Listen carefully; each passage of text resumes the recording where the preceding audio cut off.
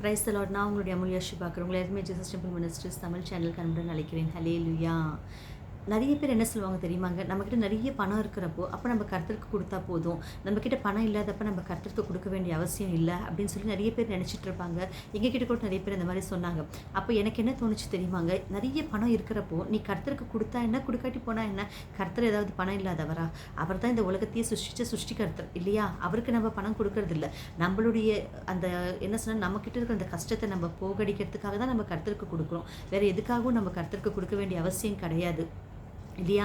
ஆனால் பாருங்கள், நம்ம பார்க்குறப்போ ஏன்னா ஒன்றுமே இல்லைங்க. உனக்கு இன்றைக்கி கஷ்டம் இருக்கா, நீ பஞ்சத்தில் இருக்கியா, அப்போ நீ கர்த்தருக்கு கொடு. அப்போ வந்து அந்த ஆசீர்வாதத்தை நீ பார்ப்ப. உங்களுக்கு நிறைய பணம் இருக்கிறப்போ நீ அந்த பணத்தை கொண்டு போய் கோடி கோடியாக நீ வந்து கர்த்தருடைய அந்த காணிக்கை பெட்டிக்குள்ளே நீ போட்டாலும் சரி, அவர் வந்து அதை வந்து கணக்கு பார்க்க மாட்டாராங்க. நம்ம வேதத்தில் நம்ம பார்த்தோன்னு வச்சுக்கோங்களேன், ஒரு ஏழை விதவை பற்றி நம்ம கர்த்தர் பேசியிருப்பார். ஆமாம், அவங்க வந்து அந்த காணிக்கை பெட்டிக்குள்ளே அந்த போட்ட அந்த 2 காசை வந்து அவர் ரொம்ப உயர்வாக சொல்லுவார். அதே சமயத்தில் நிறைய பணக்காரங்க வந்து அந்த இடத்துல நிறைய பணம் போட்டிருக்காங்க, கட்டுக்கட்டாக பணத்தை போட்டாங்களாம். ஆனால் அவங்கள யாரை பற்றியும் கர்த்தர் பேசலை. ஆனால் அந்த ஏழை விதவையை பற்றி மட்டும்தான் அந்த இடத்துல கர்த்தர் வந்து குறிப்பிட்டிருப்பார். ஏன்னா அந்த ஏழை விதவை வந்து அவங்க மனசார சந்தோஷமாக அவங்க என்ன செஞ்சாங்க, அவங்க இல்லைன்ற சமயத்தில் கூட வந்து அவங்க அந்த பணத்தை கணக்கு பண்ணலை. அந்த கர்த்தரை மட்டும்தான் அவங்க நேசித்தாங்க. அதனால் அந்த காணிக்கை பெட்டி கூட அவங்க இருக்கிறது எல்லாத்தையுமே போட்டாங்க இல்லையா? அதே மாதிரி பாருங்கள், இன்றைக்கி உனக்கு கஷ்டம் வருதுன்றப்போ அந்த கஷ்டத்தில் வந்து நீ கர்த்தருக்கு கொடுத்தேன்னா கர்த்தர் கண்டிப்பாக உன்னை ஆசீர்வதிப்பார். நம்ம வேதத்தில் நம்ம பார்த்தோன்னு வச்சுக்கோங்க, ஆதியாகத்தில் நம்ம பார்க்கலாம். 26வது அத்தியாயத்தில் 12வது வசனத்தில் நம்ம பார்த்தோன்னா, இசாக்கு வந்து பஞ்சத்தில் இருக்கிறப்போ, அந்த தேசமே பஞ்சத்தில் இருக்குது, அந்த தேசமே பஞ்சத்தில் இருக்கிறப்போ அவர் என்ன செஞ்சாராங்க, அவர் அந்த தேசத்தில் பஞ்சத்தில் இருக்கிற அந்த தேசத்தில் வந்து அவரை விதையை வந்து அவர் விற்றுனாராம். அந்த விற்றுனதுக்கப்புறம் பாருங்கள், 100 மடங்கான ஆசீர்வாதத்தை வந்து அவருக்கு கிடச்சிதாங்க. இன்றைக்கி உண்மையாகவே இன்றைக்கி நீங்கள் பஞ்சத்தில் இருக்கீங்களா, கஷ்டத்தில் இருக்கீங்களா, நீங்கள் வந்து உங்களால் முடிஞ்சது, அது ₹1 ஆகட்டும், இல்லைனா வந்து இல்லை ₹10 ஆகட்டும், உங்களால் முடிஞ்சதை வந்து நீங்கள் கர்த்தருக்காக அதை கொடுத்து பாருங்கள். கண்டிப்பாக அதோடைய ஆசீர்வாதத்தை நீங்கள் பார்ப்பீங்கங்க. நம்ம பார்த்தோம்னா வேதத்தில் ராஜாக்களை நம்ம பார்க்கலாம். ராஜாக்களை நம்ம பார்த்தோம்னு வச்சுக்கோங்க, சாரேபத்தை விதவை சொல்லி ஒரு பெண் இருப்பாங்க.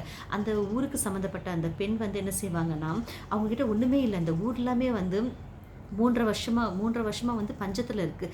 மழை பெய்யல, எதுவுமே இல்லாததுனால அந்த இடத்துல என்ன ஆகுதுன்னா, அவங்களுக்கு சாப்பிட்றதுக்கு ஒன்றுமே இல்லை. அந்த மாதிரி சமயத்தில் அவங்க என்ன செய்வாங்கன்னா, போய் லாஸ்ட்டாக அவங்க வீட்டில் இருக்கிற அந்த மாவு, அந்த எண்ணெய் எல்லாமே வந்து ஃபினிஷ் ஆகி போகுது. ஒன்றுமே இல்லை, அந்த இடத்துல கம்ப்ளீட்டாக காலியாக போகுது.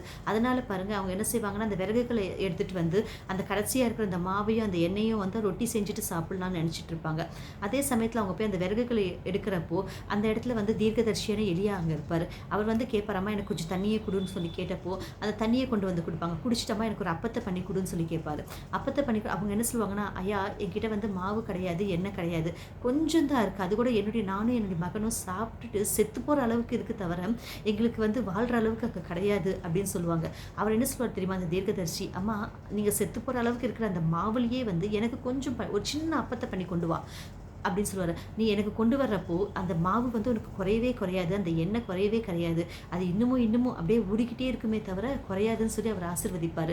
இன்றைக்கி உண்மையாகவே அவங்க என்ன செஞ்சாங்க, அதே அவங்க சொன்ன அந்த தீர்க்கதரிசி சொன்ன அந்த வார்த்தையை நம்பினாங்க. நம்பிட்டு என்ன பண்ணாங்கன்னா, அதையே கொண்டு வந்து அவங்க அப்பத்தை கொடுத்தப்போ அவங்க சாப்பிட்டு முடிச்சதுக்கப்புறம் பாருங்கள், அவங்க 3 வருஷம் அந்த பஞ்சம் தீர்ற வரைக்கும் கூட அவங்களுடைய அந்த தொட்டியிலேருந்து மாவு குறையிலையாம், எண்ணெய் புட்டியிலேருந்து எண்ணெய் குறையிலையாங்க, அப்படியே இருந்துக்கிட்டே இருக்கான். 3 வருஷம் கூட அவங்க வந்து சாப்பிட்டு திருப்தி பொந்தாங்களாம். அது மட்டும் இல்லாமல் அவங்க வீட்டில் எவ்வளோ அளவுக்கு அவங்க அதாவது ஒரு அந்த வீட்டுக்கு எஜமானியாக மாறிட்டாங்களாங்க. அங்கே எழுதியிருக்கோம், நம்ம படித்தோம்னா.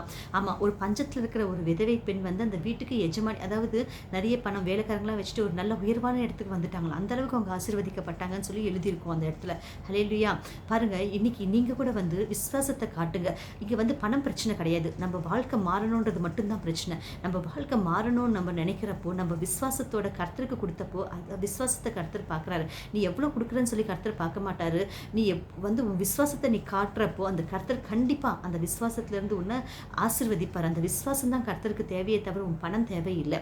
இன்றைக்கி நீங்கள் அந்த விசுவாசத்தோட உங்கள் கையில் இருக்கிறத, தேவனே இதோ என் கையில் இதுதான் இருக்குது, இன்றைக்கி இந்த பணத்தை நான் வந்து உன்னுடைய உனக்கு உன்னுடைய காணிக்கை பெட்டியில நான் போடுறேன். நீங்க இந்த பணத்த நீங்க ஆசீர்வதிப்பீங்க. என் வாழ்க்கைய நீங்க மாத்துவீங்கன்னு சொல்லி நீங்க நம்பி விசுவாசத்தோட அந்த காணிக்கை பெட்டிக்குள்ள ஜெபிச்சுக்கிட்டு போடுங்க. நீங்க அதோடைய கண்டிப்பா அதோடைய பலன் நீங்க பார்ப்பீங்க. கர்த்தர்கிட்ட குடுத்தவங்க யாருமே சரி வீணா போனது கிடையாதாம். சும்மா போனது கிடையாது. நமக்கு எது வேஸ்ட்டுன்னு சொல்லி நினைக்கிறோமோ, எது நமக்கு இனி இல்ல, நம்ம எதுவுமே இல்லன்னு சொல்லி நம்ம நம்ம நினைக்கிறோமோ, அது நம்ம கர்த்தருக்கு குடுத்தப்போ, அது மூலியமா கர்த்தர் வந்து அற்புதமா நம்மள ஆசீர்வதிக்கக்கூடிய கர்த்தரா இருக்காருங்க. கண்டிப்பா உங்கள ஆசீர்வதிப்பாரு. கண்டிப்பா.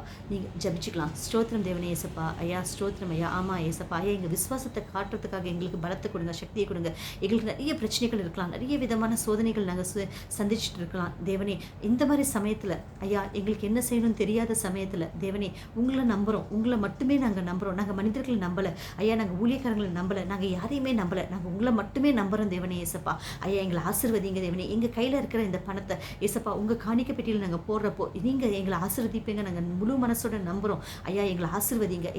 ஐயா வாழ்த்துங்க தேவனே இயேசப்பா. உங்க கிருபையில மகிமைப்படுத்துங்க தேவனே. இயேசு கிறிஸ்துவின் நாமத்துல நீங்க ஆசீர்வதிப்பதற்காக நன்றி தேவனே. ஆமென் ஆமென் ஆமென். Praise the Lord.